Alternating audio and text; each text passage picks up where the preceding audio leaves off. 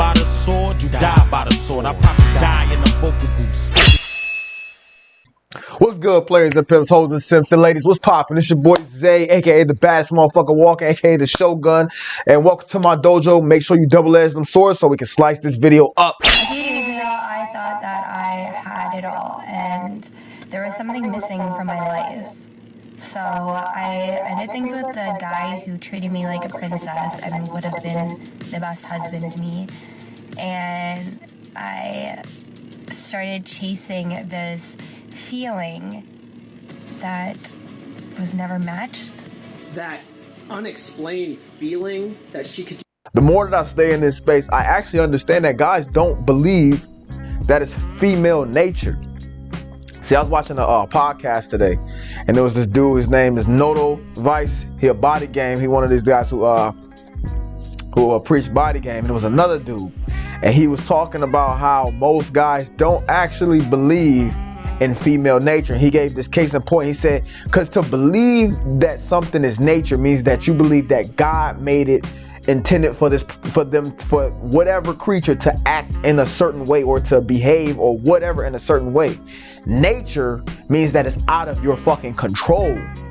So how the fuck can you be mad at something that's out of someone's control? Like, for an example, if I could, I would fuck every bitch.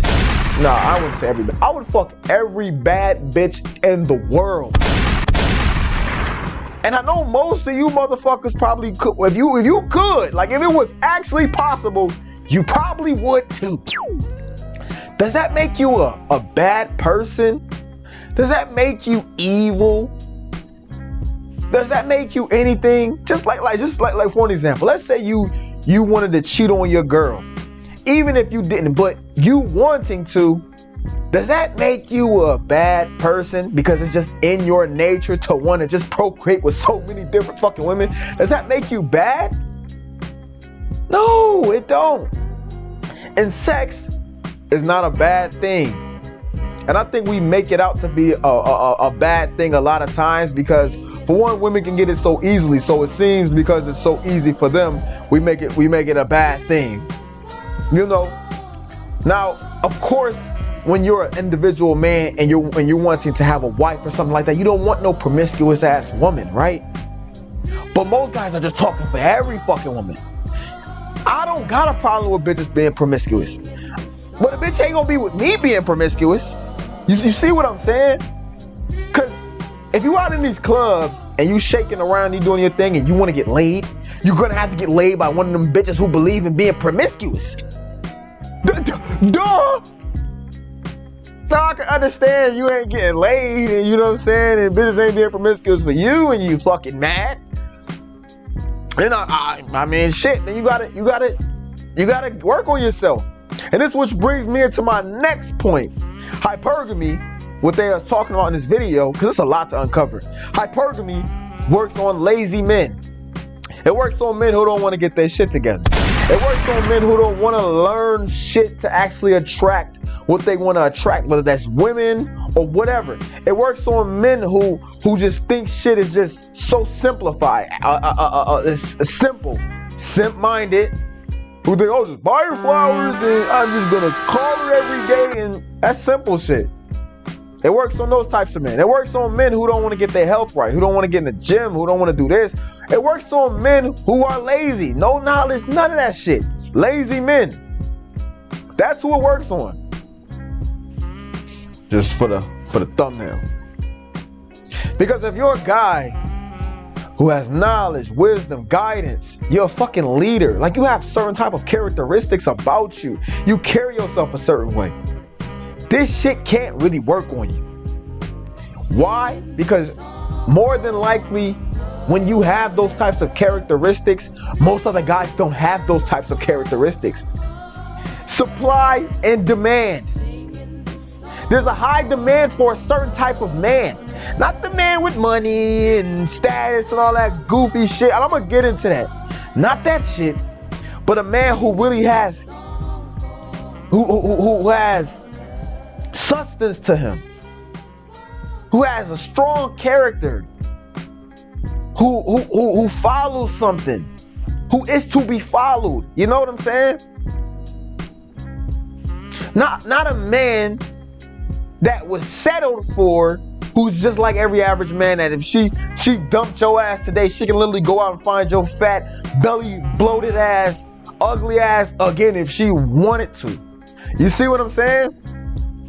Most of you guys are in high supply. Most simps, high supply. Guys who don't keep their word, high supply of those. Liars, liars, all of that shit. I'm not gonna say manipulators. Liars, high supply. You starting to understand now how this shit work?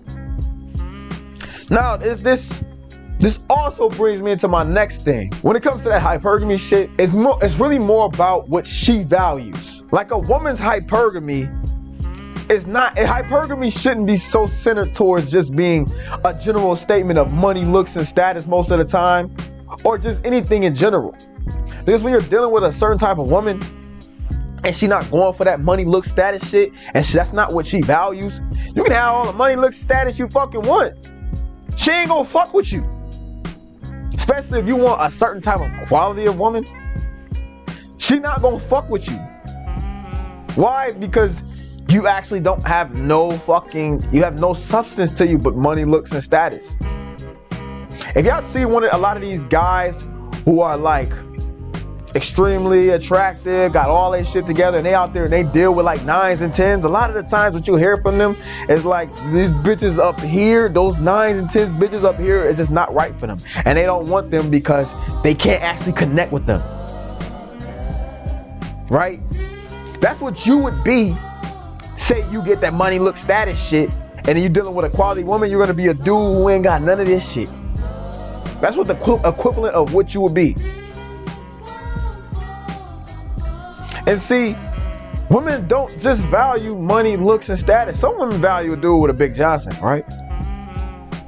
Like some girls just want a guy, like if a guy don't have a Big Johnson, she don't give a fuck how much looks and yeah, maybe she a whore or whatever, but still, if some guys don't got a big woolly, she ain't fucking with them. If some guys are small in stature, they're skinny, she's not gonna fuck with them. If some guys ain't got cute faces, she ain't gonna fuck with them. If some guys don't exude masculine qualities, she's not gonna fuck with them.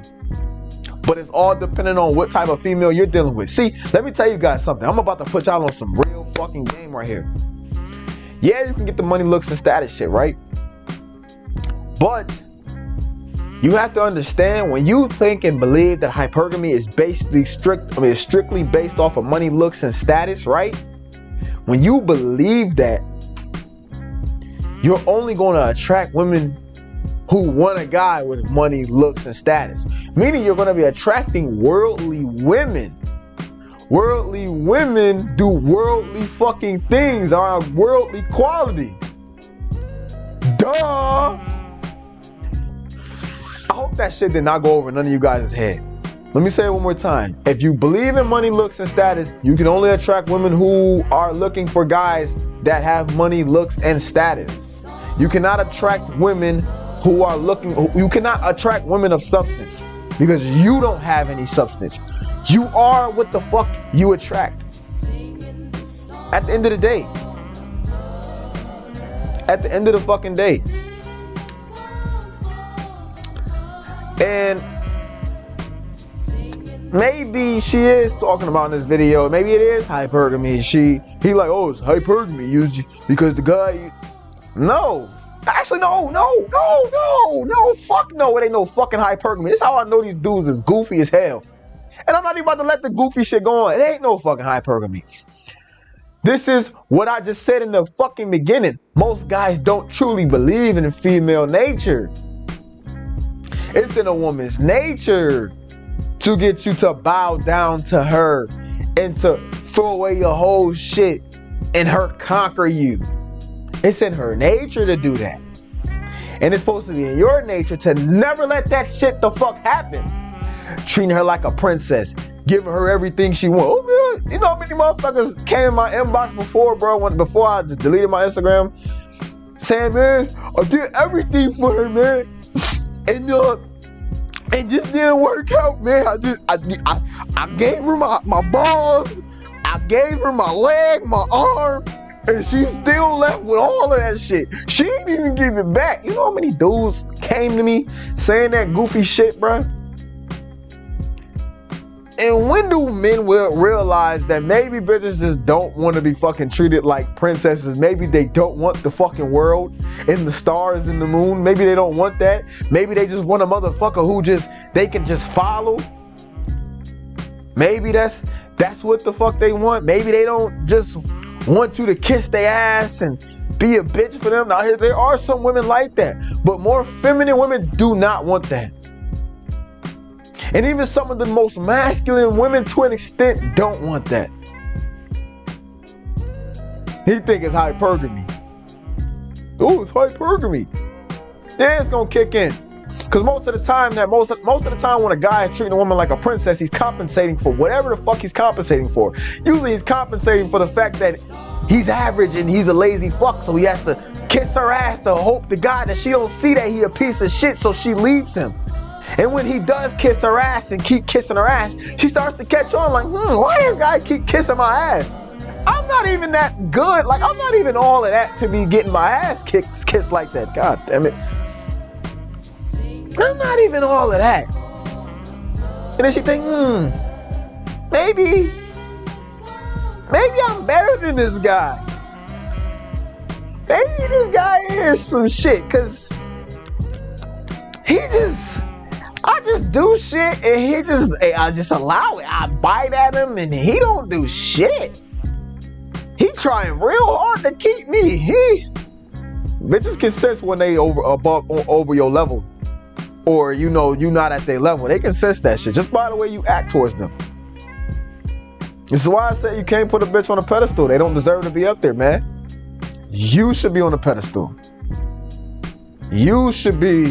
She should be doing this shit to you.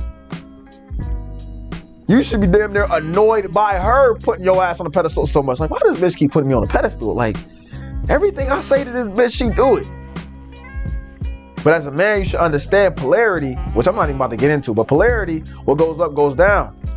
Meaning that if you ever get a woman who's feminine, this is going to be some real game for you. If you ever get a woman who's feminine and really submissive to you, you are not going to like her as much as you did in the beginning. She's going to at least drop 1 or 2 fucking points in your eyes. She's not going to be that 9 that she was in the beginning anymore, because now that she's being submissive to you. And then the polarity is going to set in to where now you're used to that and you're used to her and you're not going to like her as much. But as long as you understand polarity, you be like, damn, I understand that this is polarity. Why I don't see her the same way anymore. Why I don't really like her like that. You can stay with a broad who's submissive and feminine, because that's why a lot of guys can't stay with those ones and they end up leaving them, because most of the time they get used to them, they get bored like bitches, and they want to go get another one.